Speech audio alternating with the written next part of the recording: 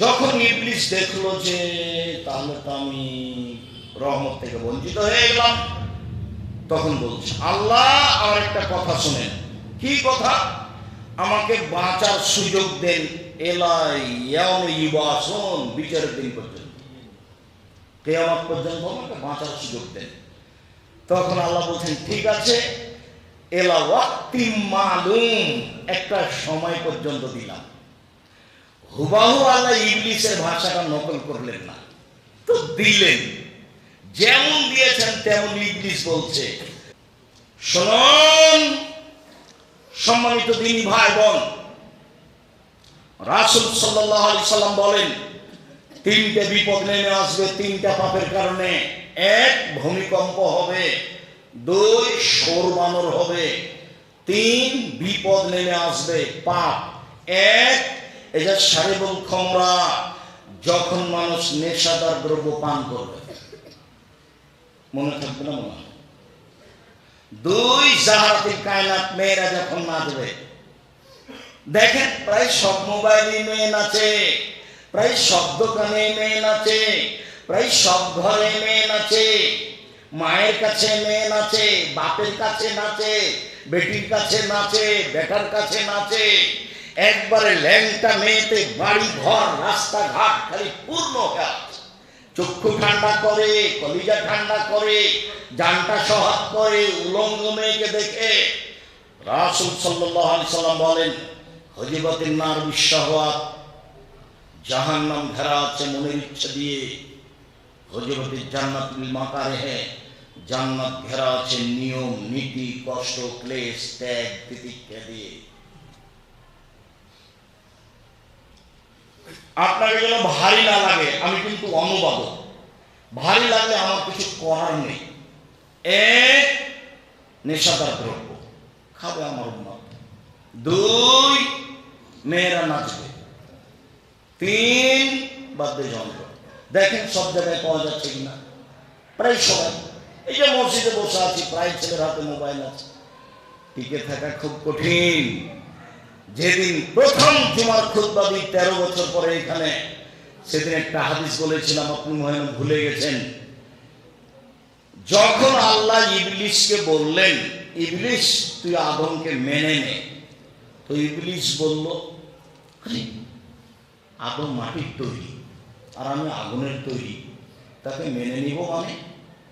আল্লাহ বলছেন সব সব সব সরে যা।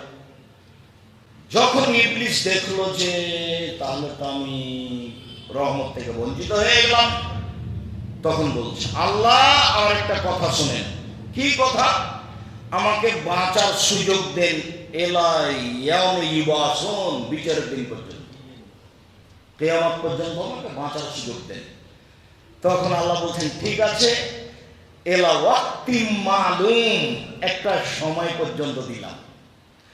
হুবাহু আল্লাহ ইবলিসের ভাষাটা নকল করলেন না, তো দিলেন, যেমন দিয়েছেন তেমন। ইবলিস বলছে রব্বি, দেখেন ইবলিসের ঢং, রব্বি হে আমার প্রতিপালক, তোমার সম্মানের কসম, তোমার ইজ্জতের কসম, লাউবিয়ানাল ইনসানা মা দামা তারহুম ফিয়াসাদিহিম, আদমের ছেলে মেয়ের দেহে যতক্ষণ শ্বাস আছে আমি তাকে ভুল পথে নিয়ে যাবই। আমি তাকে মোবাইলে ল্যাংটা মেয়ে দেখাবই।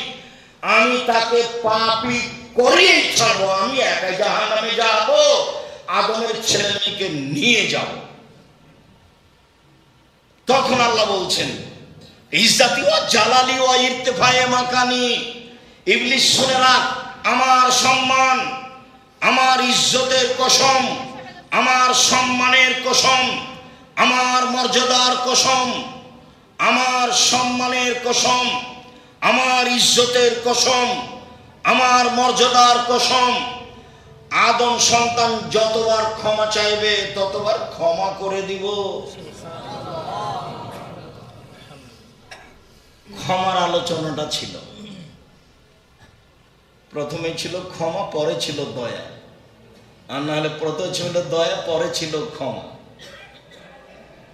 তো আল্লাহ বললেন না যে ইবলিস তুই পারবি না।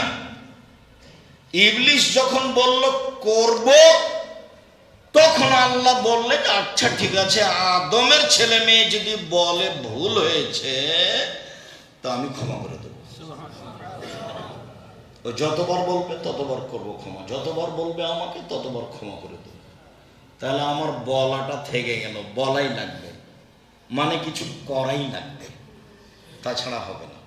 চলেন, আল্লাহ রাসূল এবার আফসোস করে বলছেন, দুঃখিত তিনি বলছেন ইন্না মিম্মা আতাখাওয়াফা আলা উম্মতি, আমার উম্মতের উপরে আমি তিনটে বিষয়ে আশঙ্কা করি। তিনটে। এক, আইম্মাতা মুজলিমিন, ভ্রান্ত হুজুর। হুজুর হবে ভ্রান্ত, ধর্ম বিক্রি করে খাবে। আমিও মানুষ, আমারও তদন্ত হওয়া উচিত। উমর রাদিয়াল্লাহু তাআলা আনহু যদি এখন বেঁচে থাকতেন, বাংলাদেশের শতকরা 95 জন বক্তার আজীবন জেল হতো, এরা কেউ বাইরে থাকতে পারত না। আমার জানা অনুপাতে কোরআন হাদিসের কথা বলে এমন মানুষ খুবই কম। একদিন আমি ইন্ডিয়া কাটিহারে বক্তব্য দিতে গেছি, তো উর্দু ভাষায় বক্তার বক্তব্য দিচ্ছে।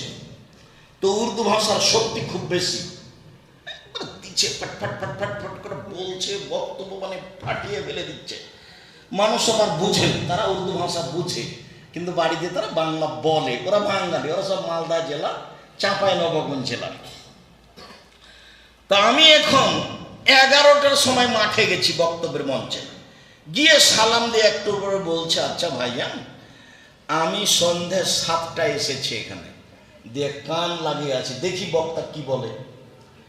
তো 7টা থেকে 11টা পর্যন্ত আমি কোনো বক্তব্য বুঝতে পারিনি বক্তা কি বললেন। তো আপনারা কি পেরেছেন? তো জনগণ বলল যে আমরাও পারিনি, কি যে বললেন।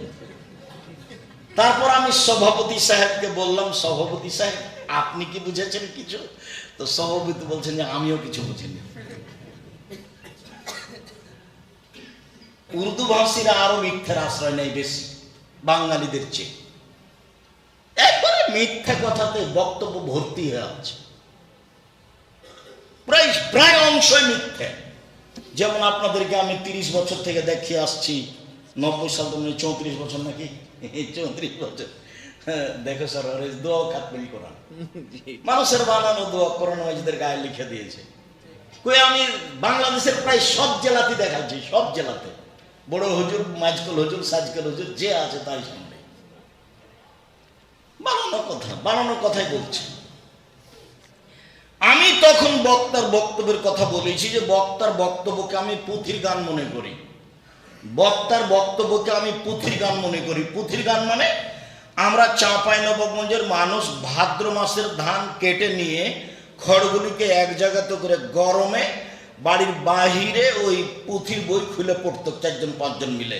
তো মোটামুটি অনেক কথা এরকম। তার একটা কথা, 6 মাসের রাস্তা মর্দ 6 দিনে গেল, ঘোড়ায় চড়িয়ে মর্দ হাঁটিয়া চলিল। পুঁথি গান। 6 মাসের রাস্তা মর্দ 6 দিনে গেল, ঘোড়ায় চড়িয়া মর্দ হাঁটিয়া চলিল।